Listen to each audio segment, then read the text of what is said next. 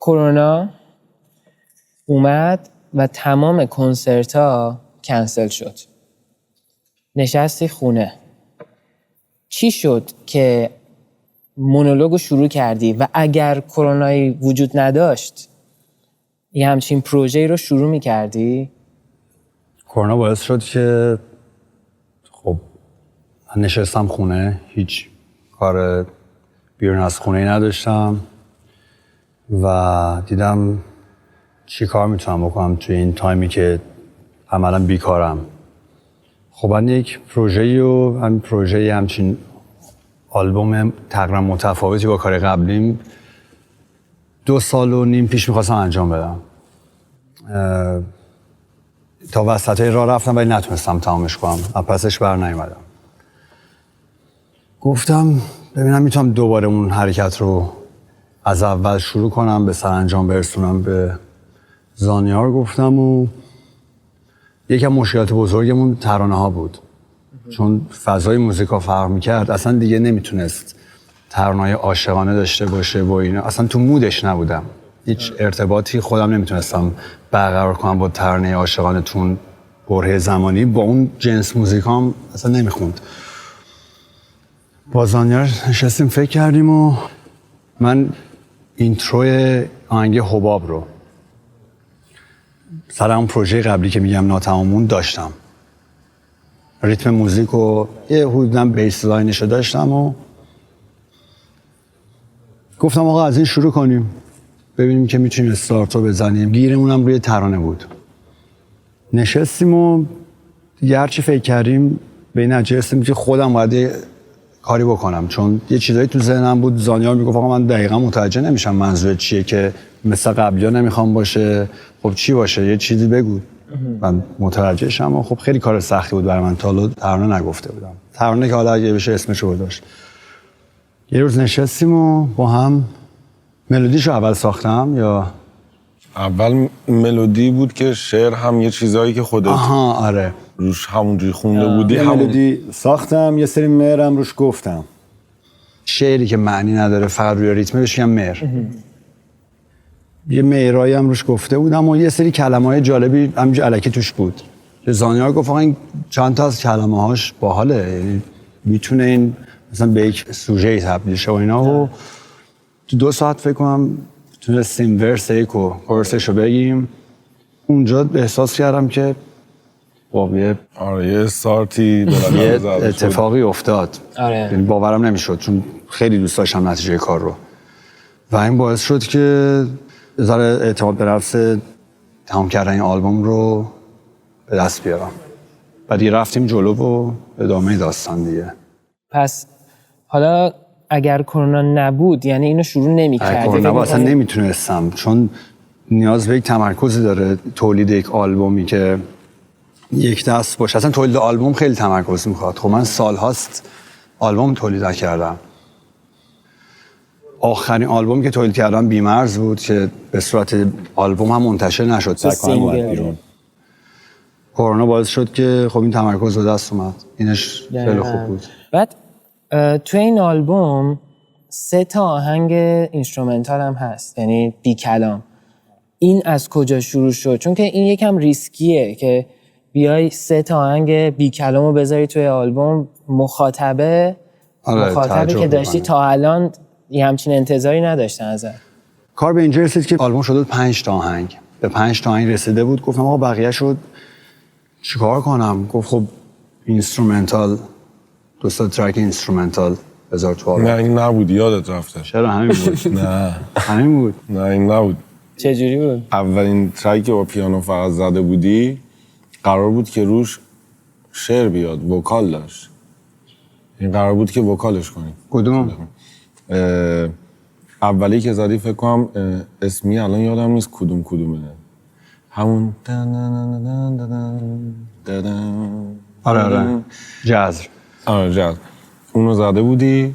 بعد به من گفتی این ملودیشو خیلی دوست دارم، فقط وکاله خیلی فکر کنم شعرش سخت بشه و اینا. که بعد من دقیقاً گفتم که اصلا چرا میخوای وکال بذاری؟ گفتی پس چی؟ گفتم همین اینسترومنتال. حافظه اینسترومنتال. و گفتم نه فقط پیانو. آره آها راست این میگی. بود. من یادم رفته ببینم. آره اینجا بود. درگیر پس. آره الان فکر کنم همین پروسه بوده. یادت رفته. پس اینجوری شده برای حباب و زیر آب اولین بار توی زندگی در واقع اومدی ترانه گفتی. چجوری شد؟ چی شد که این تصمیم رو گرفتی؟ یا به صورت اتفاقی بود؟ اول خب دوست داشتم این کار رو بتونم بکنم و اینکه زانیار گفت آقا این ترانه‌ای که تو ذهنت توضیح میدی ولی دقیقاً نمیتونی توضیح بدی و تو ذهن خودت باید یه چیزی بگی که ما بتونیم روش کار بکنیم. من واقعا نمیدونم چی تو ذهن توه. که دوباره این هم فکر کنم زیر آب هم یه مهری داشت. آره. مهر نبود، یه جمله من از قدیم یه جا نوشته بودم و همین که یعنی خیلی شخصی بود، یعنی من متوجه نمی‌شدم واقعا. میگفتم میخوای شکایت بکنی از چیز، میگم نه. گفتم میخوای نصیحت بکنی، گفت نه. گفتم اعتراض توش داره، گفت نه. گفتم عاشقانه هم که نیست، گفت نه. گفتم من نمیدونم منظور چیه. گفت ببین مثلا یه چیزی بگی ولی خیلی هم نفهمی چی گفتی. هم میگفتم نمیفهم. بعد آخر سر فهمیدم که منظور اینه که آقا هیچ پیغام و شعار و فلان نداره، یه حالیه. یه حالی و فقط و فکر میکنم بیشتر حال خودش بود. آره. کلا این آلبومه ترکاش خیلی جالبه که به هم دیگه همه چی کانکت شده است. یعنی حتی میوزیکا که تموم میشن بعضیاشون اینجوریه که سکوت کامل نیست، یه چیزی هست و آهنگ بعدی شروع میشه. چی شد مثلا تصمیم گرفتی در واقع اینجوری بکنی آلبومو کلا و ترک ها رو اینجوری به هم دیگه کانکت کنی؟ من خیلی از آلبومایی که گوش میدم و دوست دارم از خیلی از گروه ها، مثلا پینک فلوید این حالت رو داره که ترک رو به هم وصله. این یه چالشی داره که تو چجوری بتونی آهنگی رو به آهنگ بعدی وصل کنی. بعضی وقتا از طریق چه می‌دونم هارمونیک میتونی این کار بکنی، هارمونیاشون رو هم رپ بدی، بعضی وقتا به ساوند افکتیه. کلا یک چالشی دیگه. کار کردن با سیروان چجوریه؟ راحته یا سخته؟ چه چالشایی داره؟ چالش که خیلی داره. چجوریه؟ سخته. ما استارت کارمون شد استاپ کارمون. بعد اون ترک، اون یه دونه شعر رو که تمام کردیم، سیوان گفتش که من فکر نکنم تو بتونی این کار رو تمام کنی. و گفتم چرا؟ گفت اصلا انقدر دوری از فضاه، فکر نکنم بتونی. بعد که یه مدت گذشت و گفتم چی کار کردی؟ شعرها رو گفت فعلا هیچ. و گفتم بیا بشینیم کار کنیم و اینا. آره دیگه. آره ولی شد. آره. سخت بود ولی شد. آره. ببین همیشه سخته. چون تو ممکنه توی یه روز بتونی 2 تا آهنگ خیلی خوب بسازی، ممکنه 2 ماه هیچ کاری نتونی بکنی. و جذابیتش هم تو همینه که تو نمیتونی موفقیت‌های قبلی تو به اون راحتی تکرار بکنی. هیچکی، چون فرمول نداره. شانس توش خیلی مهمه. تو باید سعی تو ولی بکنی که در معرض اون شانس قرار بگیری. مثلا همینجوری بشینی که یه اتفاق بیفته، خب نمیفته. ولی باید اون زور رو بزنی، هی سعی تو بکنی که شاید بتونی یه چیزی از توش در بیاری. واقعا کار طاقت فرسا و سختیه وقتی به نتیجه نمیرسی و میبینی 10 روز هی داری سعی میکنی به هیچ نتیجه نمیرسی و واقعا روانتو هم میرزه. آره. بعد یهو یه روزنه‌ای میبینی و به یه آهنگی تبدیل میشه، 2 روز خوشحالی میگی بالاخره 2 روز همه چی خوب میشه یهو، تا دوباره آهنگ بعدی. ته نداره. یعنی من از روزی که شروع کردم به کار کردن این وجود داشته و داره و خواهد داشت تا ابد. برای هر نوع کار هنری این هست. آره. چی شد کلا؟ آخه حال و هوات قبلا دوست دارم زندگی رو بود، بعد اومد یه دفعه رسید به بنبست. چه اتفاقی افتاد که یه دفعه اینجوری تغییر کرد؟ یه وقتایی هست که مثلا کار ما یه جورایی حالت بازیگری و فیلمنامه نویسی و کارگردانی اینا هم داره دیگه. یعنی الزاما چیزی که تو میخونی معنیش این نیست که اون چیزی که تو در اون لحظه حتما بهش باور داری. تو میتونی نقش بازی میکنی، در یه آهنگی نقش آدمی که تو شکست خورده رو بازی میکنی الزاما معنیش نیست که در اون لحظه تو شکست عشقی خوردی. یه جای دیگه دوست هم زندگی رو میخونی که دوست هم زندگی رو اصلا زانیار حال من بود اون موقع. نه حاله اونجور سفارشی نبود که بگی یه چیزی میخوام در مورد زندگی. مثلا دوست هم زندگی رو اینجوری بود که من موزیک یه تنظیم رو زده بودم. بعد خودم سعی کردم آهنگش بسازم نتونستم. یکی از دوستامون که یه کار دیگه هم کرده بودیم اونم اومد یه چیزی نوشت، یه شعر و ملودی ساخت. اونی که باید میشد نشد. و گفتم آقا دستم به دامنت بیار. نه یاد نمیاد خونه مامان داشتیم ناهار میخوردیم و من دیدم دماغه گفتم چی شده بابا یه آهنگی اصلا در نمیاد هر کاری میکنم اینجوری میشه آهنگی که در نمیاد اصلا سر یه آهنگ یه چیزی دماغ میشم. گفتم حالا غذا رو بخور بعد از ظهر میریم یه کاریش میکنیم. و واقعا همین شد. بعد از ظهر رفتیم یه ضرب فکر کنم تو 20 دقیقه واقعا نوشت. گفتم بذار فقط پلیشه. اونجا گوش دادم گفتم مثلا یه همچین چیزی با شعرم. من معمولا اینجوری هم مثلا وقتی خودم می‌سازم شعرش هم همزمان می‌نویسم. بعد گفتم مثلا اینجوری خوبه یه صبح دیگه یه صدایی توی گوشم میگه. بعد گفت خوبه. خودم بعد ادامه دادم نوشتم تموم شد. همون روز تموم شد. خب این درخواست دوست دارم زندگی رو بود. اما چی شد که به بنبست رسیدی؟ به بنبست رسیدیم یا به آهنگ بنبست؟ احساس میکنم دو پهلو بود سواله. چون که احساس میکنم به بنبست رسیدیم که به بنبست. آره. ببین قضیه این بود که گفتم ما همیشه چیزی که هست رو که آدم نمیخونه، ولی در مورد این آلبوم من واقعا به یک حالی رسیده بودم که ربطی به کرونا هم نداشت. یکی دو سال بود واقعا دیگه حالم اصلا خوب نبود. بعد میبینم حالا اونایی هم که باشون دوستم و اینا اونا هم خیلی حالشون خوب نیست، هی داره سخت‌تر میشه همه چی و احساس کنی به بنبستی رسیدی. و گفتم آقا من که اصلا عاشقانه نمیتونم، اصلا از خودم خجالت میکشم الان عاشقانه بخونم. اصلا هیچ چیزی نداره این موضوع برام، هیچ موضوعیتی نداره اصلا ترانه عاشقانه. چقدر دیگه خب کاری نداره دیگه. موزیکاش هم اصولا موزیکای چالش برانگیزی نیست، خیلی ساده است. یعنی تو باید مثلا اگه انقدر اطلاعات داری یا میدونی بخوای آهنگ عاشقانه ای که موفقه بدی باید مثلا بگی آقا انقدرش رو استفاده کن، چون از اینجا بیشتر استفاده کنی کار موفقم نمیشه. بعد به یک پارادوکسی میرسی که خب من هی دارم کارامو ساده تر میکنم، هی موفق ترم میشه. خب پس برای چی رفتم این همه چیز یاد گرفتم؟ و اصلا من این بخش رو که استفاده نمیکنن دوست دارم. اصلا علاقه من در موسیقی و زندگی این بخشه، ولی هی مجبورم با این بخش کوچیکش کار بکنم. تو آقا الان که کنسرت هم که نداریم، خب من دیگه باید اون کاری که دوست دارم انجام بدم. بس دیگه تا که فقط به فکر این که آهنگ موفق حالا مردم پسند باشه.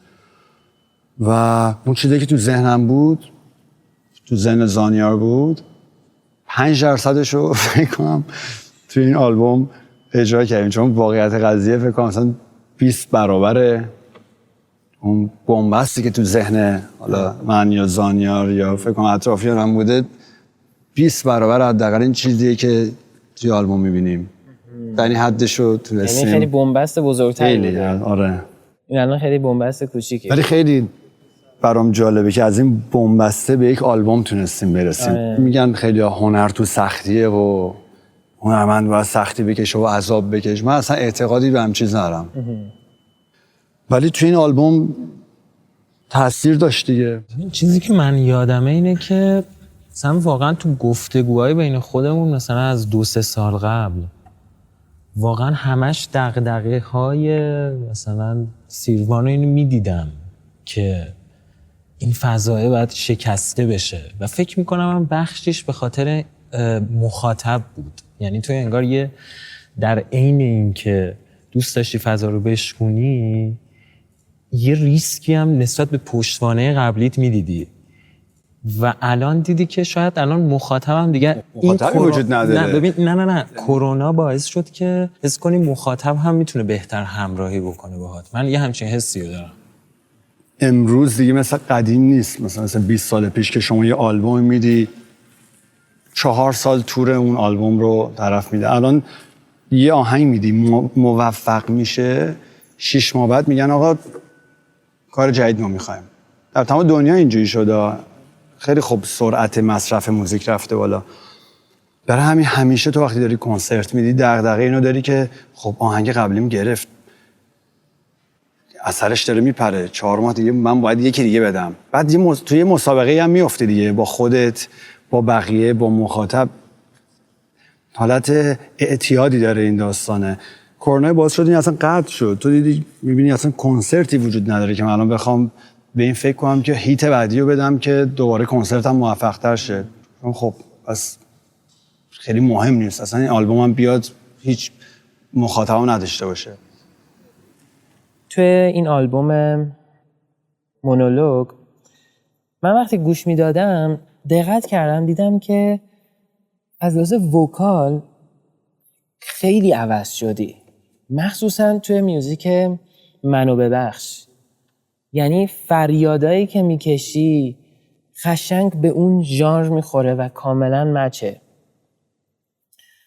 یا مثلا توی میوزیکا که گوش میدادم، مثلا کردیتو که خوندم در واقع تو بیس پروگرامینگ و درام پروگرامینگ و اینا رو انجام داد. خیلی از مردم مثلا نمیدونن یعنی چی دقیقاً. این بیس پروگرامینگ معنیش اینه که تو گیتار بیس نزدم، اون میشه مثلا بیس گیتار یا گیتار بیس با کیبورد رو سامپل بیس میاری. حالا میتونه سینتسایزر باشه، سینت بیس باشه، میتونه بیس واقعی باشه با کیبورد، ولی اون چیزی که یک بیسیست میزنه تو با کیبورد میزنی. در مورد درام هم همینطوره. درام رو من نزدم، من اینا رو پروگرام کردم، ولی خب باید بدونی که یعنی باید اون ساز رو یه اشرافی بهش داشته باشی که نمیتونی هر چیزی رو بنویسی آره. ولی نباید هر چیزی رو بنویسی. دقیقاً جوری باید باشه که اگه نوازنده اون ساز اونو گوش کنه نفهمه، خیلی سخت بتونه بفهمه که اینو واقعا زدن یا پروگرام شده. خیلی از کاراتو دوست داری خودت انجام بدی. این آیا از همین قضیه میاد که مثلا متخصص زیادی وجود نداره یا خودت دوست داری که واقعا خودت انجام بدی؟ یا میتونه هر دو باشه؟ هر دوه، ترکیبی از هر دوشه. دقیقا. مثلا من همین درام فیلاتو که گوش میدم مثلا واقعا تعجب میکنم چجوری اینقدر فکر میکنم، مثل یه درامر فکر میکنی. آخرشم فکر میکنم. آره. یعنی اینجوریست که تو 2 ثانیه این درام فیله در بیاد. تو گوشم اول اینو باید بشنوم. اصلا میگم اونش برام جذاب. دوستم اون ایده درام فیله از خودم باشه. کلن هم سیروان اینجوریه. یعنی یه دفعه یادم خودش میگفت که من 4 نفرم در واقع، یه نفر نیستم. نه دوست داره 4 نفر. دوست داشتم 4 تا از خودم کپی میشد. ولی میزان انرژی میذاره در حد 4. یعنی مثلا توی کارهای حالا ویدیویی، توی همه بخشا اینکه خودش واقعا اون مسیر ذهنیش رو بخواد پیاده بکنه بعضی وقتا راحت تره که خودش انجام بده. برای همین میبینی یه سری تخصصایی که حتی هیچ لزومی نداره سیروان بلد باشه مجبور شده که بره دنبالش یاد بگیره. و این جالبه. مثلا تو کار ماها رو سخت‌تر میکنه. یعنی قطعا حالا من تو فیلد خودم، دوستان دیگه هم تو فیلدهای خودشون وقتی دارن با سیروان کار میکنن این سخت‌تر میشه، چون سیروان یه چیزی از اون قضیه میدونه. آره یه چیزایی میدونم. بعضی وقتا رو زیاد میدونم، بعضی وقتا یه چیزایی میدونم. کارشون رو سخت میکنه یا کارشون رو آسون میکنه؟ سخت میکنه. نه سخت میکنه. من یکی بغل دستم بشینه موزیک بدونه بگه آقا اینو تنظیم کن، دستام خورد میشه واقعا. آقا ولمون کن بذار خودم کارم بکنم. هیچکی دوست نداره کسی کاش دخالت کنه. آره. یه چیزی بگم، این آهنگ منو ببخش در واقع اسم آهنگه یه جوریه که فکر میکنین که الان که شروع بشه یه آهنگیه که میخوای بگی مثلا منو ببخش و مثلا ولی وقتی شروع میشه اصلا کاملا یه چیز دیگه است، یه انرژی دیگه ای داره. اون اصلا انگار که داری میگی که من تو رو نمیبخشم هیچ وقت. اصلا اون چیزی نیست که فکر میکنی که من دارم به تو میگم منو ببخش. خودت داری به خودت میگی؟ آره دیگه. البته یکم هم تم کلی آلبوم هست. خودت داری با خودت صحبت میکنی در دیگه. واقع. بجز ترک در دقیقاً. واقع الان داریم بجز ترک من مقصرم، دقیقاً. تم کل آلبوم همینه. برای همین هم شد مونولوگ که ایده هادی زینتی بود. البته آره اسم آلبوم ایده هادی بود. من هم از این استفاده کردم این شعر رو گفتم اینجوری بگیم. نه چرا دیگه؟ بعد از گفتن این من شعر گفتم بعد همون گفت آره روز راست. یا هادی گفت که اسم آلبوم، گفتم آقا اسم آلبومو چیکار باید بکنیم؟ گفت مونولوگ. اینجوری که گفتم فکر کنم بهترین ببین اسم. قشنگ آخش اصلا همونجا مطمئن بودم که اسمش همینه. در خصوص این آلبوم یه سری حاشیه هایی به وجود اومد و اونم این بود که گفتن که آهنگ منو ببخشو یه قسمتشو از آهنگ یکی از آهنگای اسلیپ نات در واقع دزدیدی. مرسی. سرقت هنری. آره دقیقاً. به همین صراحت. آره ممنون. خواهش می‌کنم. این چیزیه که میگن دیگه. چیه داستانش؟ چون که تو معمولا اصلا به اینجور حرفا اصلا برات میدونم که اصلا برات مهم نیست. اصلا واقعا جواب نمیدم. آره جواب نمیدی و اصلا تمرکز یه چیز دیگه است. چیزی که بهش رسیدم بعد از این همه سال اینه که کاری که هیچ تأثیری نداره نباید انجام بدی. هیچ تأثیر مثبتی نداره. مثلا هیچ وقت تو نمیری کلتو بکوبی به دیوار الکی. وقتی الان مثلا پا نمیشی اینجا یه ملق بزنی و هیچ وقت ملق بزنی. این مثاله که میزنی بی خود یعنی مثلا منو بلند شم اینجا یه چرخ بزنم بعد دوره بشینم. هیچ وقت این کار نمیکنم. یعنی این توضیح دادن و جواب دادن در این حد. در این حده واقعا. جواب هر چیزی ها. آره. در این حد اصلا. خب پس اگه در این حده چرا توی توییتر و اینستاگرام هر این دفعه ریاکشن نشون دادی و جواب دادی؟ چون که من احساس کردم که یه آموزشی نیاز داره این مخاطبی که داره اعتراض میکنه. اگه اسمشو بتونم مخاطب بزنم. مخاطب منتقد، حالا مخاطب موسیقی، نه موسیقی من، که اون ویدیو دیوید گیلمور رو دقیقاً. بذار من توضیح بدم. اومدی گفتی که آهنگ در واقع نه رو که سال 2011 ریلیز شده یه قسمت شبیه آهنگ دیوید گیلموره که به اسم این انی تانگ. دقیقاً این انی تانگ که اون 2015 ریلیز شده بود و گفتی که ببینید اینجا دیوید گیلمور انگار که اومده از من برداشته ولی این عمدی نیست و من میدونم که این عمدی نیست و میتونه یه اتفاق باشه. یعنی نمیدونی بگی که اون دزدیده. نه این در واقع یه اتفاقه. دقیقاً. و در جواب اون افراد اومدن یه مثال دیگه آوردن وسط. گفتن که یه گروهی هست به اسم فایرویند. ظاهرا اون آهنگش 2003 ریلیز شده. پس اینجوری شد فایرویند، بعد ننرو، بعد دیوید گیلمور. گفتن که تو اومدی از روی فایرویند برداشتی هستن همین ننرو رو. بله. ولی خیلی جالبه که اینا نگفتن که چرا دیوید گیلمور نیومده از روی تو یا از روی فایرویند برداره. چرا اینجوری تحلیل میکنن؟ این یک استدلال تو ریاضی بود دیگه. اگه مثلا من بیم دیوید گیلمور سیه، اگه بی مساوی ای که فایروینده، سی که دیوید گیلموره هم مساوی بیه هم مساوی ایه دیگه. اینا همه پس یعنی وقتی من از اون کپی کردم، خب دیوید گیلمورم وقتی شبیه من بوده، خب حالا یا از من کپی کرده یا از اون منبع اولی که من ازش میگن کپی کردم. ولی کسی به این موضوع اشاره نکرد. چرا؟ دلیلش خیلی واضحه. چون که از دید اون کسی که داره انتقاد میکنه اینه که ما ایرانی‌ها خیلی کمتریم از این غیر ایرانی‌ها، مخصوصا غربی‌ها. دیگه دیوید گیلمور بریتانیایی، انگلیسی، اصلا معلومه که خب استاد که نمیتونه اصلا، استاد فقط الهام میشه بهش، ولی ما ایرانیم، جهان سومیم، ما که نمیتونیم. ما باید حتما اگه یک جایی اتفاق خوب میفته قطعا دزدی و سرقته.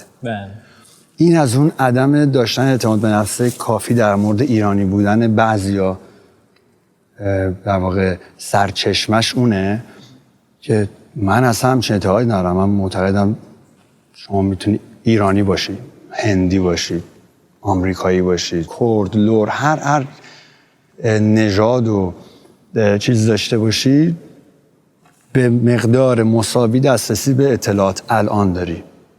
من اینکه یه جایی باشی که اینترنت هم نداشته باشی که تقریبا دیگه بعیده، تو میتونی وسط مغولستان همون چیزی که این نفر وسط نیویورک داره بهش دسترسی داشته باشی. میتونی تو اهواز این حالت رو داشته باشی. بقیه‌اش هم که به تلاش فردی برمیگرده و حالا اون استعدادی که اون شخص در اون زمینه داشته. میتونم 10 مثال دیگه بزنم در مورد مثلا اسطوره‌های موسیقی پاپ و راک معاصر. چه میدونم مثلا اگه هتل کالیفرنیا ایگلز دیگه یکی بهترین گروه‌های تاریخ هم، آهنگشون هم جزو بهترین رکوردهای، یعنی چیزای ضبط شده تاریخ دیگه، یعنی در بالاترین سطح. خب مثلا سیکل کردهای ورس آهنگ و ملودی نصف ورس از آهنگ گروه خیلی خفن دیگه مثل جتروتال میشه گفت اقتباس شده، خیلی مثلا 80% شبیه، ولی این آهنگ اصلا اون آهنگ نیست. حالا میتونید برید تو اینترنت سرچ کنید ببینید که ناره. یا چه میدونم مثلا شما براین آدامز مثلا آهنگ داده به اسم بلک پرل، مثلا فکر کنم سال 96 اینا بوده، یه ریف گیتاری داره که این ریف خیلی چیز بلوز، استاندارد بلوزه. همونو سال 2000 گروه ویزر مثلا اسم آهنگش هم بگم، اسم هش پایپ، همون ریف رو استفاده کرده. 3 سال بعدش گروه توتو که دیگه اسطوره دیگه واقعا موسیقی راکن، همون آهنگ هم کاور کرده. کسی هم ننوشته آقا این ریف از آقای براین آدامز. چرا؟ چون جزء پای اون ریف مال کسی نیست. در نمیشه گفت این تو بلوز ممکنه یه جا بی بی کینگ اصلا زده باشه، ما نمیدونیم که. چون ذهن ما کامپیوتر نیست که ذهن براین آدامز یا توتو. در لحظه تو نمیتونی به تمامی ملودی ها و ریتم ها و تمام المان های موسیقی تاریخ دسترسی داشته باشی. اصلا همین چیز غیر ممکنه. یه جایی اشتباه پیش میاد، یعنی شما یک چیزی استفاده میکنی در اون لحظه فکر می‌کنی ایده خودته، کار منتشر میشه، یکی دیگه میاد بهت میگه آقا این که فلان بود، میگه راست میگی، خودت اصلا اطلاع نداشتی. یه مثالی از قرام زانیار هم گفته بودم، مثلا بیلی جوئل تعریف میکرد که توی که از این مصاحبه‌هاش که یه آهنگی ساخته بودم، اسم آهنگر یادم نمیاد، گفت آقا اینو زدم و نوشتم و شعرشو گفتم عجب آهنگ باحالی شده، رفتم پیش درامرم اسمش لیبرتیه، توی چون تنظیم آهنگاش این درامره نقش داشته، یه زدم و اینا، گفتم چطور بود؟ گفت خیلی باحال بود، ولی آهنگ نمیدونم دقیقاً کی بود، مثلا باب دیلن بود که گفتم کل ملودی باب دیلن بود، اصلا حواسش نبوده، سر تا ته آهنگ باب دیلن رو فروش یه شعر جدید گذاشته بوده، فکر می‌کرد آهنگ خودشه. و این درامره اینو بهش گفته، این رفته آهنگو کلا عوض کرده، ولی اگه برای اون نمیذاش ممکن بود اصلا منتشر بکنه، آبروش هم بره، هم سوش هم بکنن، بگن تو دزدی کردی، در صورتی اون دزدی نکرده، فکر می‌کرد آهنگ خودشه واقعا در اون لحظه. از این اتفاقی از این دست خیلی زیاده، خیلی زیاده، یعنی هفته‌ای من میتونم 4 تا مثال بزنم توی توییترم. آره از بندهای معروف، از بندهای خیلی اسطوره، از دریم تیاتر باشه، چه میدونم از بیتلز، از الویس پریسلی، از 9 اینچ نیلز، اصلا ته نداره. به نظرم فکر کنم از عدم آگاهی کافی نسبت به این سبک موزیک هم میتونه باشه.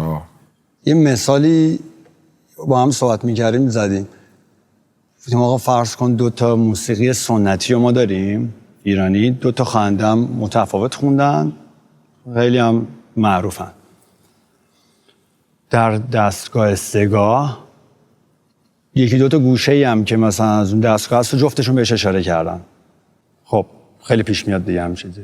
یه ایرانی اینو گوش میده، مثلا کسی که موزیک سنتی هم علاقه داره کاملا تفاوت این دوتا رو میفهمه دیگه. ولی شما اینو برای فنلاندی بذاری که حالا موسیقی ایرانی نشینه، میگه که این دوتا خواننده که یکی ان اولا. چون صدایی که میگه یکیه، چون یه لحن خاصی داره دیگه. میگه آقا اینجا گه ها ها ها، اونم اونجا یه چهچه‌ای هم اون بر میزنه، میگه اینام که اصلا یکیه، جفتشون دارن یه کاری میکنن. خب اون نمیدونه که این چهچه زدن یه جایی جزء پایه‌های موسیقی سنتی ایرانیه. اون دوتا گوشه‌ای هم که جفتشون رفتن، اون ملودیه، اون جزء آهنگسازی نمیشد اونجی بگی. میگه این دوتا هم که از هم دزدیدن این دو نفر. آره. این همون اتفاقی در مورد حالا موسیقی غیر ایرانی برای این نوع مخاطبی که حالت منتقد داره میفته. شناخت کافی نداره، میگه که آقا اینا که یکی ان، این از اون دزدیده شده. متوجه نمیشه. آره. موضوع قصد و غرض نیست، موضوعی که واقعا باور داره که سرقتی روی داده. آره. و بعد اصلا این مجموعه آهنگ انقدر بوده، این یه تیکه، حالا چه اول آهنگه چه اینجای آهنگه، اصلا انگار دیگه بقیه آهنگی وجود نداره. یا یه مثال خوبه دیگه ای که میذاری راجع به این عدم آگاهیه، این خوب بود. از نظر ما فکر میکنیم که همه چینی‌ها و کره‌ای‌ها و ژاپنی‌ها یه شکلن دیگه. یه شکلن دیگه واقعا. خب از نظر ما هست دیگه. خب ولی به نظر خودشون هم دیگه میبینن مثلا نمیشناسن هم دیگه رو، مثلا خودشون فرق میکنه، ولی ما ببینیم میگیم که همه خب 100 نفر بذارن نمیفهم. که مثلا که چینی صحبت بکنه با کره ما اصلا نمیفهمیم. فکر می‌کنم یکیه. اینا به نظر همشون از دور شناخت کافی از نزدیک نداری. وقتی وارد داستان بشیم تفاوت‌های ریز رو میتونی تشخیص بدی. دقیقاً همش در خصوص اینه که چقدر شناخت داشته باشی، چقدر به جزئیات توجه کنی، چقدر گوشت آشنا باشه. من الان با دیدن نقاشی، یعنی من هر روز بشینم 20 تا نقاشی نگاه کنم، معنیش نیست که من نقاش شدم. یعنی توهمه. طرف 400 تا فیلم تاریخ سینما رو دیده، فیلم‌های خوبم دیده. میشینه مثلا کوبریک رو نقد میکنه، میگه نولان بابا اینجا که فلان شد. وودی آلن که مثلا فکر کنه با دیدن فیلم میتونه حالا مثلا بفهمه که وودی آلن داره چی کار میکنه. نه، اینجا این توهمیه. شما با موسیقی گوش دادن کماکان یک مخاطب خوب موسیقی هستی. آره. تو کارشناس موسیقی نمیتونی باشی. کارشناس موسیقی یک علمه، یک فنه. 2 تا 4 تا اصلا این نیست بگی من عاشق موسیقی راکم، 1000 تا آلبوم گوش دادم، من میتونم. اصلا اینجوری نیست. بشیم باید صحبت بکنیم. این یک زبون علمیه. داستان اینه. میگم برای همین مغرضانه نیست، از روی عدم آگاهیه. حالا که در خصوص این بحث شد، یه چیزی رو از شهاب میخوام بپرسم. شهاب، اولین چیزی که تو ذهنت اومد وقتی که دیدی بیلی آیلیش یه میوزیک ویدیو زده و خیلی شبیه میوزیک ویدیویی که خودت ساختی، درست نمیشم، چه چیزی بود که تو ذهنت اومد؟ ببین من که خودم مستقیما ندیدم، یعنی چند نفر برام یه چیزی فرستادن و گفتم برو بابا. یعنی اصلا هم ندیدی، همین که 6 ماه قبل از اینکه اون بسازه چجوری تونستی بدزدی؟ چجوری دزدیدی اصلا؟ خیلی عجیب تره. 6 ماه قبل از اینکه بیاد بیرون تو دزدیدی. اینایی که ما دزدیدیم قبلا پخش شده 20 سال پیش. این 6 ماه بعد پخش شده. تو زمان سفر کردی، یعنی چجوری بوده؟ توضیح متوجه نمیشین اگر توضیح بدم. نه جدی چه حسی داشتی؟ ببین من اولش که یادمه یکی از یه نفری توی اینستاگرام، یه نفر غریبه‌ای برام فرستاد و گفت این از شما کپی کرده. بیلی آیلیش از من کپی کرده. کارگردانش البته. آره. البته کارگردانش هم فکر کنم خود بیلی آیلیشه. من همونجا جواب اون طرفو دادم، یعنی گفتم که نه این کپی نیست. بعد یه ذره مجبورم کلی‌تر این بحثو بگم. ببین تو اگر بخوای چیزی رو از صفر خلق کنی، نهایتش اینه که میتونی یک هنر جدیدی اصلا یک چیز جدیدی رسیدی. اگر از صفر خلق کردن وجود که نداره، یعنی اگر ما رو بذارن در یک دنیایی که بگن از صفر خلق کن، ما نهایتا میتونیم یه چوب و نوکش رو تیز کنیم به فکر غذای شبمون باشیم. یعنی این خلاقیت و هنرمون، یا نهایتش همون غارنشینیه. حالا این که این موزیک ویدیو من رنگ و نورش خیلی شبیه، فکر کنم 3-4 تا پلان خیلی شبیه داره، صرفاً به نظرم فقط یه نشونه است برای خودمون که بگیم که یادمون باشه اگر این قضیه برعکس بود، من خودم به خودم شک میکردم. واقعا میگم احتمال داشتم. تو اگر شنبه بیلی آیلیش پخش میشد، یک شنبه ویدیو سیاه میومد میگفتن دزدید. همین دیگه. یک شنبه ها میگفتن این تو 24 ساعت رفته اینو کپی کرده. یه چیز کلی بگم، من فکر میکنم اینجوریه، یک تلاشیه برای به نظرم یه مچگیری.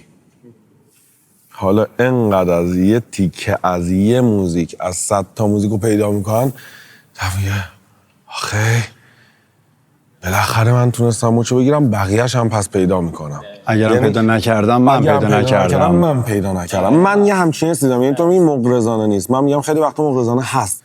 طرف تو باور خودش میگه این نمیتونه انقدر. خب این مغرضانه نیست، برمیگرده به همون که احساس میکنه یک ایرانی نمیتونه شاید هم همونه طرز فکر یک آمریکایی یا انگلیسی، یعنی ایده پردازی در اون حد رو داشته باشه. در خصوص پخش این آلبوم، چون که کلا همه جا تاریکی بود، همه جا ساکت بود، یه دفعه سیروان یه پست میذاره و یه پست عجیب غریبی هست با یه صدای عجیب غریب، زیرش هم نوشتی ام خالی. چی بود داستان؟ چه نقشه‌ای بود تو ذهنت؟ ببین آلبوم گفتم که از ابتدا مشخص بود که این آلبوم عامه پسندی نخواهد بود. خب یک سری تمهیدات و کلک‌هایی من باید می‌زدم که بتونم مخاطب رو جذب بکنم، برایش سوال ایجاد کنم که آقا این داستان چیه. و از ابتدا با شهاب که صحبت می‌کردیم قرار برای این بود که یک سری تصویرهای کوتاه که حالت لوپ مانند داشته باشه تولید بشه، حدوداً 10 تا قرار بود تولید بشه و این رو من با یک تیکه هایی از موزیک ها، مثلا من بیام یک زیر صدای یکی از آهنگا رو، یه پیانوی اون پیانو رو فقط بردارم بذارم روی این و یک پازلی در واقع درست میشه که بعداً تو وقتی آلبوم رو گوش میدی اگه دقت بکنی میتونی بفهمی که اون ویدیو کوتاه اون صدای مال آهنگ مثلا حباب بود، این یکی مال زیر آب بود.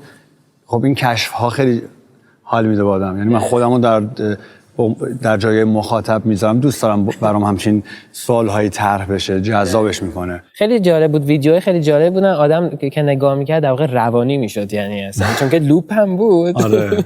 نمیدونست داستانم دقیقاً چیه. و شهاب در خصوص این ویدیوها و کلاً کاور آرت مونولوگ و حباب و ویدیو کلیپ حباب، چه چیزایی هست؟ چه توضیحات کلی میتونی بدیم؟ ببین ما در واقع این ویدیوها شروع شد به کار کردن. من یه دوستی دارم آرمان، این خودش در واقع این جنس تصویری که شما تو اون ویدیوهای پرزنتیشن آلبوم دیدین اصلا جزو فضای ذهنی خودش بود و ما در واقع به نظرم یه انتخاب درستی کردیم. آرمان اومد با جلسه با همدیگه، من و سیروان و آرمان به یه ایده هایی رسیدیم و اون کارا داشت پیش میرفت جلو. موازی باهاش از خیلی قبلش خب ما موزیک ویدیو شروع کرده بودیم. موزیک ویدیو هم قاعدتاً به دلیل شرایطی که در واقع کرونا برامون پیش آورده بود، هم محدودیت اون موقع حتی سیروان نمیدونست که اصلا قراره چه اتفاقی در آینده بیفته. ما محدودیت بودجه داشتیم، محدودیت این که نمیخواستیم اصلا بریم سمت کار فیلم برداری چون اصلا همه چی تعطیل بود و به این ایده این که حالا یه کار انیمیشن باشه رسیدیم که الان بیشتر آرتیستام توی دنیا تو همین بازه همین در واقع رفتن سمت انیمیشن و این کار رو رفتیم جلو. انیمیشن داشت پیش میرفت، از فکر میکنم بعد از عید تقریبا استارتش خورد انیمیشن موزیک ویدیو یه ماه بعدش استارت پرزنتیشن های آلبوم خورد و ما دیگه آخرش برای پکیج گرافیکی در واقع آلبوم همه متریال ها رو داشتیم. به نظرم خیلی هم خوب جمع شد، یعنی همه اینا باعث شد که یک رنگ و لعاب و یک پکیج خوبی برسه. مثلا در مورد موزیک ویدیو خیلی کوتاه بگم، ما یه ایده‌ای داریم، ایده‌ای که این طرف همش با خودش روبرو میشه، میترسه، فرار میکنه. این ایده اصلا اوریجینال نیست، یعنی ایده ما نیست، ایده هیچ کس نیست. شاید بگیم 40 تا فیلم با این تم تو دنیا ساخته شده، چندین موزیک ویدیو، چندین ویدیو کلیپ با این تم ساخته شده که یک نفر با خودش مواجه میشه، از خودش فرار میکنه، دوباره با خودش مواجه میشه. و من به نظرم کاملا منطبق بود بر شعر، بر فضا و بالاخره عذاب در اومد. آره خیلی خوب شد. در اصل رونمایی آلبوم مونولوگ اتفاقی که افتاد این بود که توی یه لوکیشن خیلی خاص با یه فیلم برداری خیلی خاص و نورپردازی خاص، اینو چجوری در واقع شما هندل کردین؟ از کجا شروع شد؟ سیروان تو اول آوردی ایده رو، با کی به اشتراک گذاشتی؟ ببین من میدونستم که آلبوم رو قبل از اینکه منتشر بکنم میخوام لایو این رو یه جایی برگزار کنم. این ایده رو داشتم. بعد سر تدوین اجرای زنده آهنگ اینجا جای موندن نیست بودیم پیش آقای ملوان که من اینو گفتم یک سوله رو میخوام بگیریم و یک نورپردازی خیلی خفنی انجام بدیم و آقای ملوان گفت که به هلیپد فکر کردی؟ و من گفتم هلیپد اصلا سوله چیه بابا؟ گفتم تموم شد، این هلیپد باید باشه، اصلا فقط هلیپد. قشنگ شروع کردم تصور و اوه فکرش ایشون انداخت سر ما رو بیچاره کرد، چون اوکی کردن هلیپد واقعا یک داستان طاقت فرسای خیلی عجیب بود. آقای شهبازی چجوری بود؟ از کجا شروع شد قضیه؟ چجوری پیدا میکنی هلیپدو؟ من کل فکر کنم هلیپدهای تهران رو رفتم گشتم دیگه، رو چاره غیر این نداشتم. مذاکرهش خیلی جا نمیدادن و اینکه سخت بود پیدا کردنش. ولی خب رفتیم مذاکره کردیم و پیدا کردیم. گفتم من برام مهمه که تهران واقعی رو ببینیم، یعنی ما کوه رو باید داشته باشیم، برج رو هم داشته باشیم، ساختمان‌های کوتاه هم داشته باشیم که یک غیر ایرانی اگه اینو ببینه اصلا باورش نشه. چون ایران خب اینجوری نشون داده نمیشه دیگه. آره همیشه داغون نشون میدن. آره من دوست داشتم اینو بگم آقا اصلا همچین چیزی نیست. تصویری هم که میبینیم خودمون باورمون نمیشه. من خودم اولین بار دیدم گفتم انقدر قشنگه واقعا تهران میتونه انقدر قشنگ باشه. خلاص اون ایده هلیپد که دیگه به ذهن من رسید، نورپردازی خود به خود آروم آروم شکل گرفت دیگه، چون هلیپد تو رو محدود میکنه. تو میدونی که یا یه فضای گرده یا مربع. تو سوله این خیلی سخت تر بود چون دستت بازه که هر کاری بکنی، ولی این که ما محدود شدیم کارمون رو راحت کرد. میدونستیم خب یه سری کارو نمیتونیم بکنیم. رضا یه چیزی که هست، سیروان همیشه من دیدم مثلا برای نورپردازی آهنگا میلی ثانیه به میلی ثانیه برای تمام صداهایی که توی آهنگ هست فکر میکنه که اوکی اینجا نور باید چه اتفاقی براش بیفته. و میدونم که خواننده‌های دیگه اصلا اینجوری نیستن که بیان و در واقع توی نورپردازی خیلی نقشی داشته باشن. کار کردن با سیروان که اینقدر حساسه روی این قضیه و کلی وقت میذاره که نور رو در واقع درست کنه، سخته یا آسونه به خاطر این کارهایی که انجام میده؟ خب نمیتونم بگم سخته یا آسونه، چون هر دو وجه داره. سختش از این لحاظه که خب وقت کاری شروع کنی با سیروان میدونی که دقیقاً به قول تو برای لحظه به لحظهش فکر کرده. خب میاد همیشه به من میگه رضا مثلا برای این پروژه دوست دارم همچین کاری انجام بدیم، همچین نوری باشه، همچین کاری بکنیم.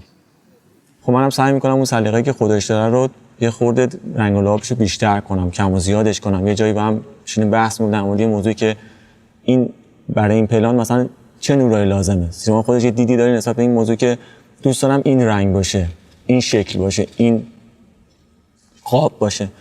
همیشه سعی کردم اون چیزی که خودش دوست داره رو انجام بدم. از زمان برای مونولوگم شروع کردم فکر می‌کنم تقریبا 2 ماه قبل از پروژه بود دیگه. فکر می‌کنم محمد علی من زنگ زد که ما یه همچین پلانی داریم، فقط هم من میدونم و تو و سیمون. در این مورد با کسی حتی با خودت هم صحبت نکن در مورد ماجرا. گفتم خب باشه، فقط میدونم که رضا میتونم بگم که ماجرا یه هلیپده که فکر میکنم گرده، که حتی ما شروع استارتی هم که زدیم رو هلیپد گرد شروع کردیم که بعد اومدیم نشستیم تو استودیو با هم صحبت کردیم. بعد که هلیپد اوکی شد رفتیم لوکیشن دیدیم، گفتم خب سیروان یه سری چیز تغییر کرده. گفت آره اشکال نداره. و فکر میکنم لوکیشنی هم که انتخاب کردیم واقعا بهترین لوکیشن بود. یعنی از هر لحاظ هلیپدی که می‌خواستیم انتخاب کنیم دقیقاً چیزی مربع بهتر شد. مثلا خیلی جالب‌تر شد انگار به نظرم. خیلی اتفاقات بهتری براش افتاد. توی پیدا کردن لوکیشن یه اتفاقی که افتاد ما داشتیم آقای شهبازی از دست میدادیم. یکی 2 هفته قبلش بود فکر کنم یه تصادف یه موقع قبلش یه تصادف خیلی بدی کرده بود. آره بعد حالا تو اون این صندلی ماشینش هم شکسته بود چون خیلی تصادف بدی بود. بعد با اون صندلی شکسته مثلا هر روزی 8 ساعت 9 ساعت تو سطح شهر که این هلیپد رو آره ما یکی که یه روز به من زنگ داد آقا من اصلا نمیتونم من آره اینی که همچنان بیمارم نمیتونم دیگه ادامه بدم و اینا. و گفتم حالا 2-3 روز فعلا نه ما کارا رو چی شده چی میگی؟ چه الکی بیمارم چیه تصادف؟ یه وقت فهمیدیم که در شرف سکته و اینا بودی دیگه، آمبولیه نمیدونم ریه و اصلا.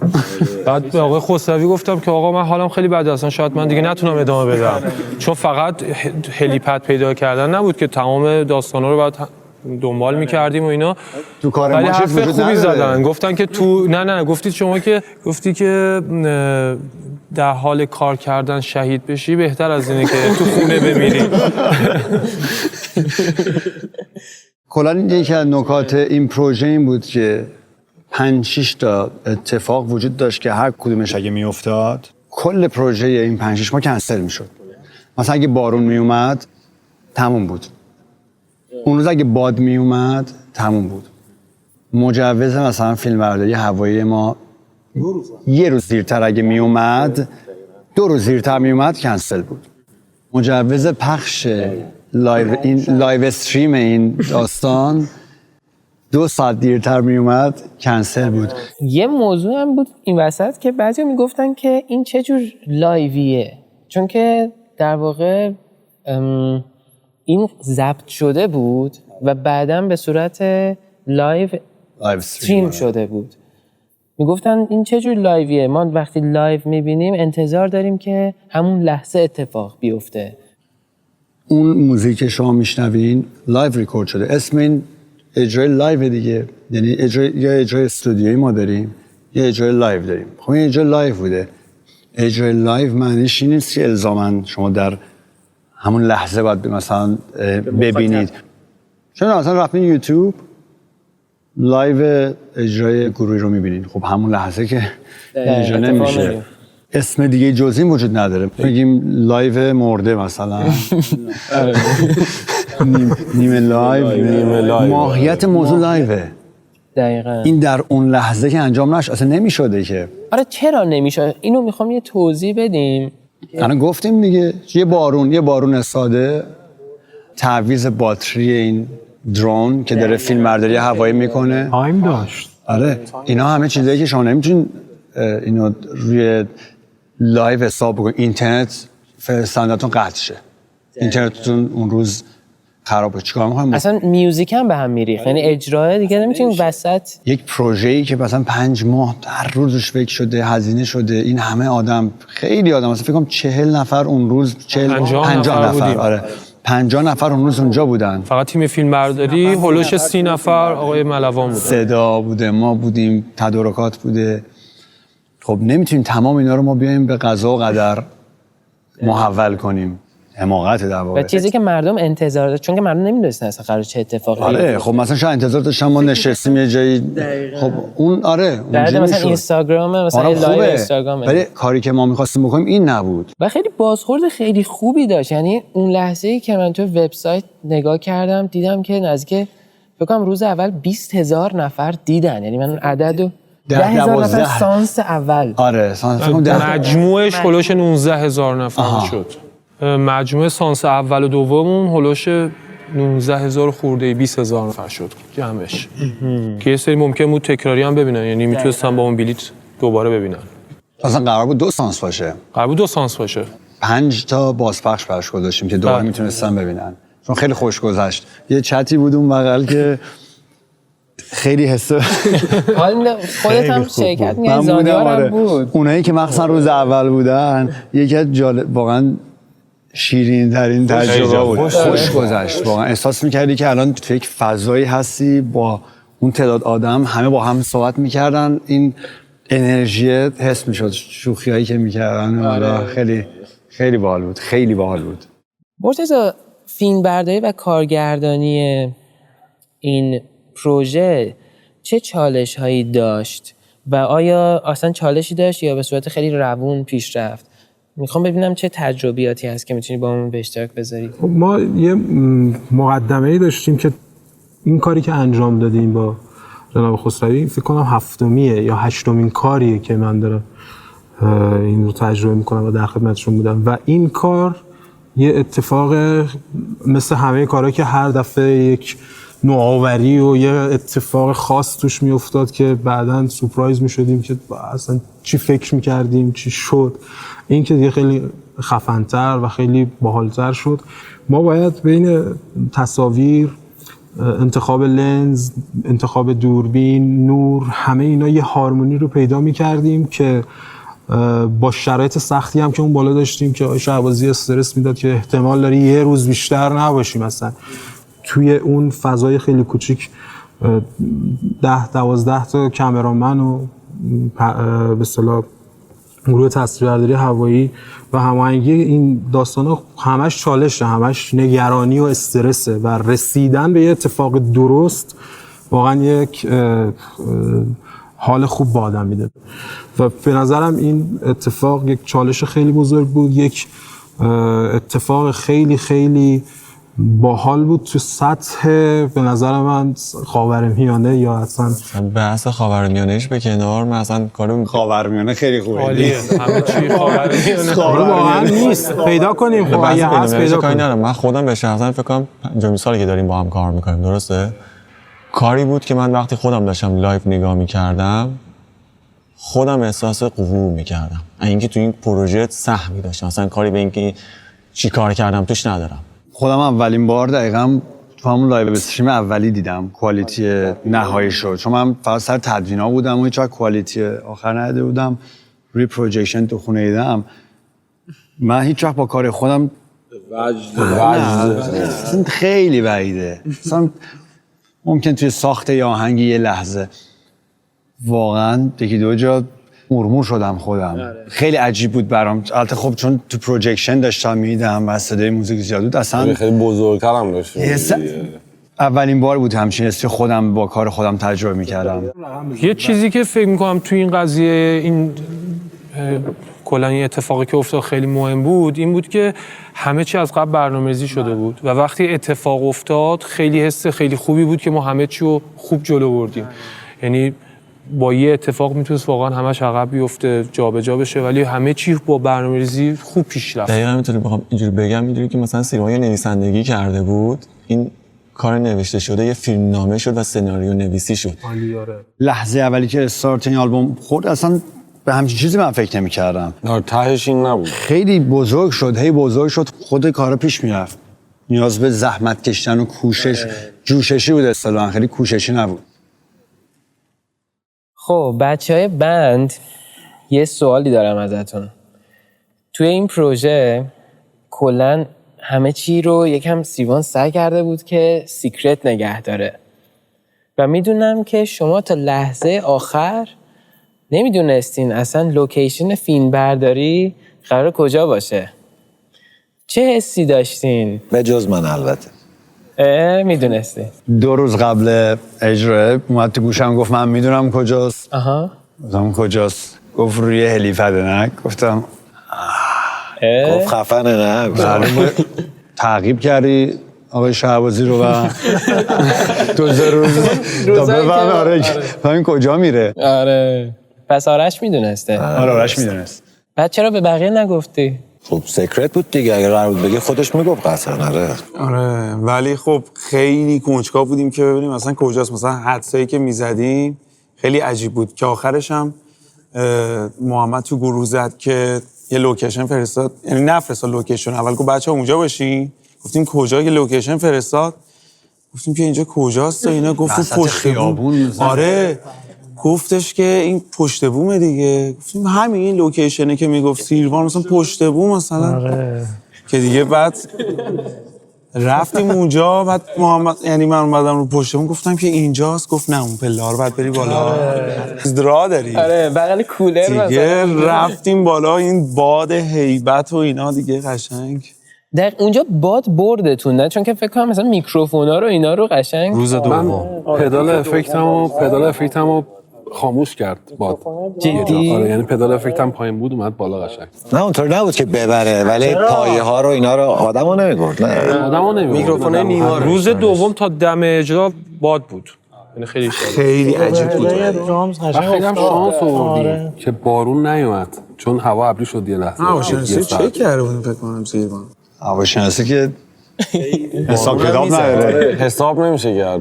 روز دوم یه ذره بارون هم میزد. بچه خودتون نظرتون در خصوص آلبوم مونولوگ چیه؟ وقتی اولین بار شنیدین چه حسی بهتون دست داد؟ اولین بار نشینن. آره نکته. من که یه بیس و درام داشتم، هر شب یه فایلی می اومد شماره 1 یه بیس و درام. همش تاپ سیکرت. گوش کن. 2 سال قبل تمرین. نه برای من هر شب بود. بعد وقتی که تلگرام نمیدیدم محمد علی زنگ میزد میگفت سیروان گفته چرا تلگرامتون؟ گفتم مگه تلگرام میرفتم. آره ناتیزی نمیومد اینا. درام و بیس خالی حفظ کردن. ورس و کورسش ولی مشخص کرده بود سیروان. میگفت ورس 1 دوم دوم دوم دوم دوم دوم دوم دوم دوم. من هیچی واقعا ایده نداشتم چون یه بیس و درامز بود. آره یعنی برای همتون پس جدا چه؟ همونایی که بایدو. مثلا ممکن بود مثلا اون درامز نداشته باشه یا گیتار نداشته باشه. اینکه آهنگ آماده رو کامل گوش بدی یه حس عجیبیه که خود سازنده که حالا منم که هیچ وقت نمیتونم تجربهش کنم. بچه‌ام نمیشد دیگه چون تو تمرین آهنگا رو میزدیم و عملاً آروم.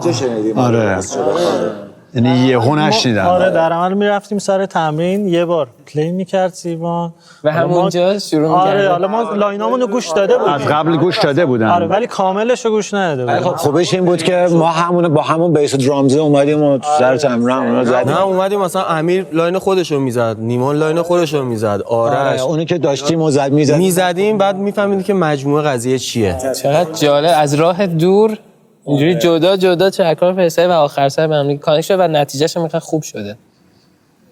بچه‌ها یه سوال میپرسم. اینکه کدوم آهنگو بیشتر از همه دوست داریم تو آلبوم، ولی یه آهنگ رو بگیم. بهنام. زیر آب واقعا به نظرم حس خیلی یونیکی داره این آهنگ. جایی نشینمش هیچ وقت هیچ جا. مال خوبشه. آرش. من بنبست.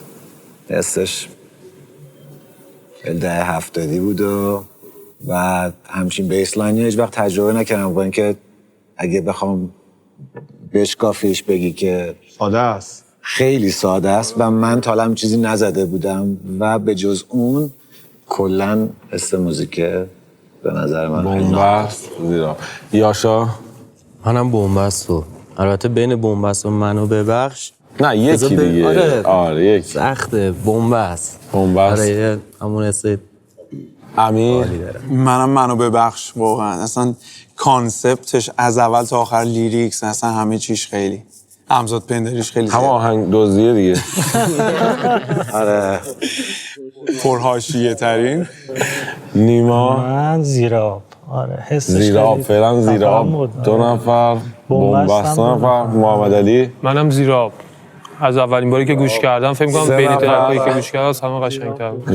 برام جذاب‌تر. لئون. بنبست. آقا 3-3 شد. آقا من نمیدونم، من واقعا نمیتونم. آره سیوان سخته. همه رو مثل بچه‌ها دوست داری دیگه اندازه کلیشه‌ای. مشکلی که در هر لحظه با یکیش حال میکنم. نه اینو خب ما یکیشو دیگه. آره. یکیشو آره. یکیشو میتونی تو کنسرتات بزنی اصلا از این بعد. آره کنسرت منو ببخش. کنسرت منو ببخش. نه کاری به کنسرت ندارم. نه تو ماشینت یکیشو میتونی گوش بدی. تو هدفونت یکیشو میتونی فقط بذاری گوش بدی. خیلی خیلی سخت. من یکی الکی مجموعه بگم دیگه. منو ببخش ورژن لایوش. منم بنبستم. به هر کدومش آره اگه بحث لایو باشه مثلا منو ببخش. اگه بحث شخصی بخوام خودم فقط باش مثلا حال کنم زیر آب. یا من مقصرم ولی بنبست خیلی نه بحث اگریسیو بنبست پکیج کاملتریه، یعنی تو کل اونو بیشتر داره. بنبست برای من یه چیزی که داره اینه که با این که شعرش یعنی مثبت نیست ولی موزیکش غمگین نمیکنه. تو خودت نمیبره، یه انرژی انگار بهت میده. نمیدونم یه جوری. من نمیدونم از کجا میاد، احساس میکنی که نه یه امیدی توشه، در اصل شعره امیدی توش نیست. دقیقاً ولی هست انگار. آره ولی کلا محتوا رو که شنیدیم اولین بار خیلی استقبال کردیم از این قضیه، چون اصلا یه ریسک بزرگ بود تو مارکت موزیک ایران همچین چیزی، همچین محتوا و همچین فضایی. خیلی حالا من اینو خیلی اتفاقا اصلا یکی از چیزایی که با چند تا دوستای خودم حتی داشتم که اصلا چرا سیروان این کارو کرد، آهنگای قبلی شما خیلی دوست داشتم. اصلا قبلا هم داشته؟ نه اصلا به نظرم کار اصلا مارکتی نبود، به نظرم یه پروژه شخصی بود، یه برون ریزی بود انگار. می‌دونی میگم، یعنی احساس میکنم که تو این سن بعد این همه کار اینجوری بود که آقا من اصلا این کارا رو باید انجام بدم دیگه. اصلا کاری به چیزش ندارم، اصلا دنبال این نیستم کسی بیاد تشویق کنه بگه آفرین چقدر خوب یا بگه چرا اینجوری کردی. اصلا فکر کنم خیلی فکر نمی‌کرد، یه کار خودش بود. نمیدونم حس من حالا همش گفتم آقا فرض رو میگی من امروز مردم، خب من رو با کارام مثلا در موردم صحبت می‌کنم ولی میگفتم خب من اینایی که دادم بیرون نیستم، 30% منه. خیلی برام مهم بود که خب موزیکی که سالها مثلا گوش دادم، اون سبکی که دوست داشتم کار کردم رفتم یاد گرفتم، به دلیل اینکه افتادم تو یک مسابقه بازار و بالاخره مخاطب به دست میاری هی ترسوتر میشی، یک واقعیته. هی دوست داری بیشتر حریص‌تر میشی، میگی بذار هی بیشتر کنم مخاطبامو، کنسرت‌ها بیشتر شه. اینا یه حس بدی میده، میگی که پس این همه رفتم تلاش کردم یه چیزایی یاد بگیرم که اینا رو بذارم تو کمد. اصلا به نظر من تغییر ژانر نبوده، برگشت به خود بوده. یعنی تو مثلا باور کن زندگی همین امروزه رو وقتی گوش میدی هم یه چیزی از همین بوده تو اون سن، مال 24-25 سالگی. این نکته‌ای که خیلی با من گفتن که چرا با کار قبلی فرق کردیم، ما اونا رو دوست داشتیم و اینجور چیزا، به نظر من عادت غلطیه، عادت خوبی نیست که اینکه شما از یک هنرمندی انتظار تکرار کارهای قبلی شد داشته باشین. من خودم کسایی که اگه امروز آلبوم بدن همون لحظه میرم گوش میدم، گروهایی مثل کولدپلی، یوتیوب، جان میر، جو ساتریانی، دیوید گیلمور. ولی دیوید گیلمور توی این مقوله به خاطر اینکه خیلی حالا دوستش دارم، ولی اون بقیه دلیلش اینه که همیشه دوستم برم گوش بدم ببینم این دفعه چی کار کردن، چون میدونم قطعاً یه کاری کردن که در ادامه مسیرشون نبود، یه تغییری دادن. آره دقیقاً. خب من فن خیلی خفن مثلا برایان آدامزم، متالیکا مثلا، التون جان، اینا آلبوم میدن دیگه مثل قدیم همون لحظه اول نمیرم گوش بکنم، چون چند تا آلبوم پشت سر همشون رو دیدم که فضای قدیمو تکرار کردن. دیگه اون هیجان رو در من ایجاد نمیکنه. مخاطب اینجوری خیلی بیشتر دوست دارم، این که اون دوست داشته باشه غافلگیر شه، نه اینکه دوباره تنها نظر رو با یک شعر و ملودی مشابه همون بشنوه. البته خیلی کامل من باید موافق نیستم واقعا. میدونم من به خاطر اینکه سلیقه خیلی مهمه. من مثلا طرفدار این رستورانم به خاطر مثلا پیتزا و ساندویچش. دفعه بعد میرم یهو با یه آبگوش غافلگیرم میکنه. نه رستوران فهم میکنه با اصلا دلیل نمیشه که آبگوشت خوبه یا بد. نه ببین من دارم میگم اصلا این آلبومی که تو دادی اینجوری نیست که بگیم مثل تفاوت مثلا اون آلبوم کولدپلی با آلبوم قبلیش واقعا نیست. چرا؟ نه در تو خیلی به نظرم فاصله این استوریز کولدپلی گوش میکنی با آلبوم پاراشوتش، آلبوم اول دومشون اصلا هیچ ربطی نداره.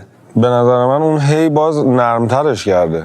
ببین تو از موزیک مثلا راک اگه بیای سمت پاپ به نظرم خیلی قابله. اونا برعکس رفته. آره میگم دیگه از راک بیای به پاپ به خاطر میگم نرمتر منظورم نیست که نرم عوض شده، میگم اون از خاص به پاپ اومده. این پذیرشش به نظر من خیلی راحت تره تا اینکه تو از پاپ یهو رفتی به پاپ راک هم نرفتی، یهو این کارو کردی. خب از نوازنده میخوام بپرسم که کدوم یکی از آهنگا چالش بیشتری داشت از نوازندگی و کدوم یکی لذت بیشتری داشت وقتی که داشتین رو میزدین؟ واسه من هر دوش منو ببخش بود دیگه، هم چالش هم لذت.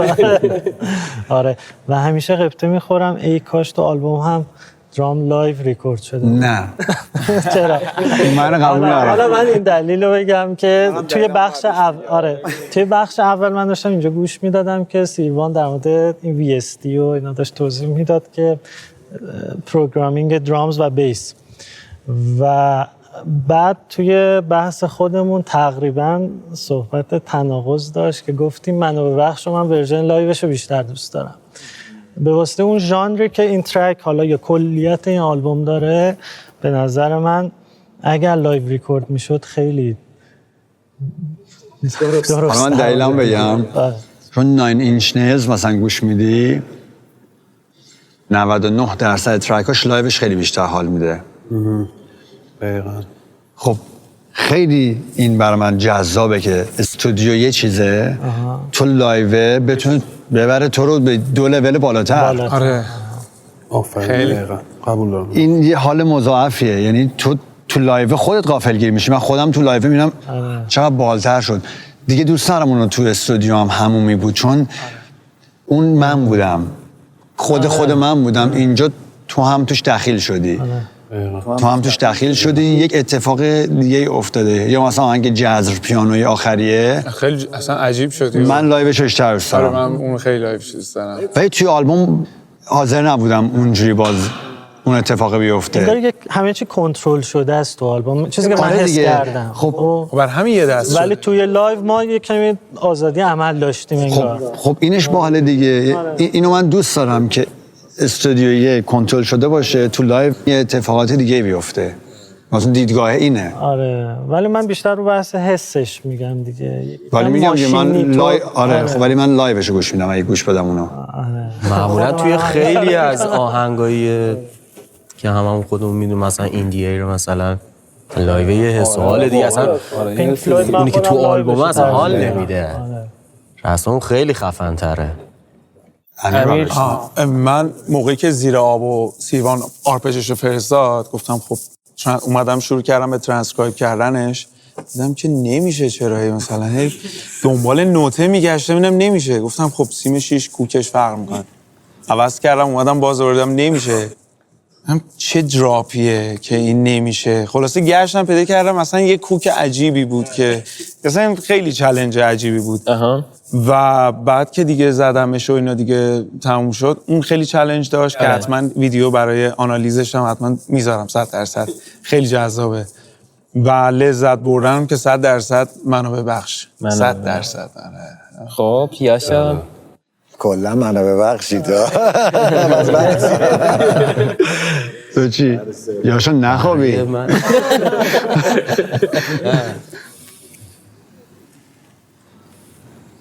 کلا من توی آهنگا چیزی که برام خیلی لذت بخشه در آوردن هارمونی و کرداست و خب توی آهنگای سیروان این خیلی قشنگ هر سری یه سورپرایز داره، چه تو بحث تنظیم چه تو بحث کردا. خیلی باحاله این قضیه واسم، خیلی لذت بخشه برام. و دوم قضیه صدا سازیه. این بحث صدا سازی هم خیلی که خب خیلی چیزا هم من از خودتو یاد گرفتم البته و ایشون، اما کلا این دوتا مقوله خیلی واسه من جذابه و چالش آنچنانی نداشت واقعا این آلبوم برای من تو لاین کیبورد، واقعا چالش آنچنانی نداشت. اما میتونم بگم چیزی که سورپرایزم کرد اون صدایی بودش که ایشون آقای زانیار ساخته بود توی آهنگ من مقصرم. خیلی خفن بود که من رفتم اینو که شنیدم گفتم ای وای عجب صدای بالی، بشینم اینو عین خودشو مثلا بسازم، که سعی کردم که همون شکلی باشه. آره عین خودش. کدومو بیشتر حال میداد به بومبست؟ آره دقیقاً بومبست خیلی بیشتر. آره مخصوصا اون لا ماژور به فا دیز مینور هفته خیلی خفنه، اون لحظه خیلی حال میده. کلا این قسمت واسم جذابه بیشتر. آرش تو چطور؟ معلومه جوابه. آره جواب من نه، من راستش زمانی که سیروان ترک ها رو برام فرستاد خیلی سورپرایز شدم، یعنی چون فکر نمی‌کردم که اصلا قراره همچین چیزی باشه. فکر می‌کردم یه آلبوم جدیده، خب سیروانه دیگه. بعدم نه، حالا چیزی ذهنیتی نداشتم از آهنگا، دیدم یه ترک فرستاده دام دام دام دام دام دام دام دام بیل. خب خوبه. ببین من اولین بار دو پیک می‌زدم در تمام زندگیم.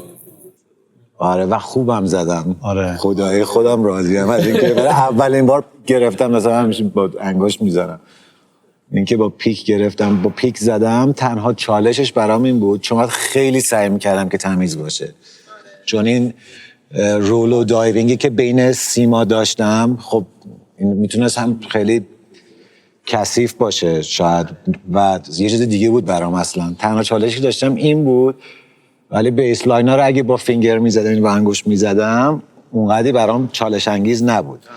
ولی تو ترک هایی که خیلی لذت بردم که ساز زدم، 3 تا ترک ها خیلی دوست داشتم. قطعا اولیش بومبست بود، حباب بود و منو ببخش.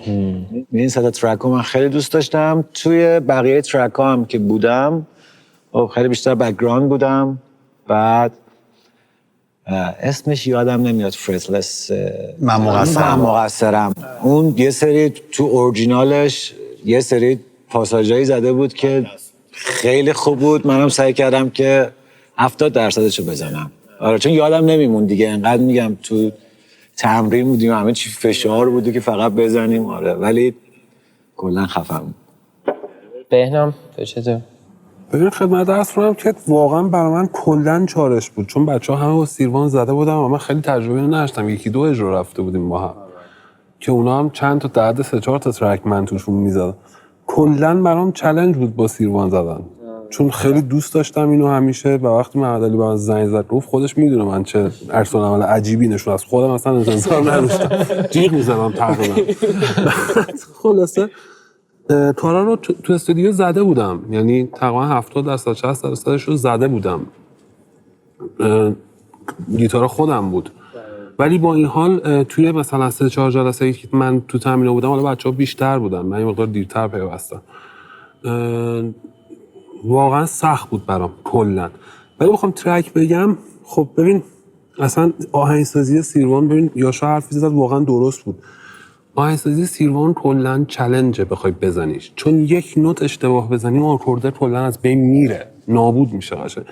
به خاطر همین خیلی تلاش کردم که هارمونی‌ها رو رعایت کنم، مخصوصا تو اون آهنگایی که خودم گیتارشو نزده بودم، هیچ ایده‌ای نداشتم. و طبیعتاً چالش بخوام بگم سوله بومبست تقریبا داغونم کرد. سوله بومبست منو نابود کرد قشنگ، چون اصلا تو استایل من نبود. یعنی یه فرمایی از استیو وای داشت، من اینا رو اصلا هیچ وقت نمیزدم.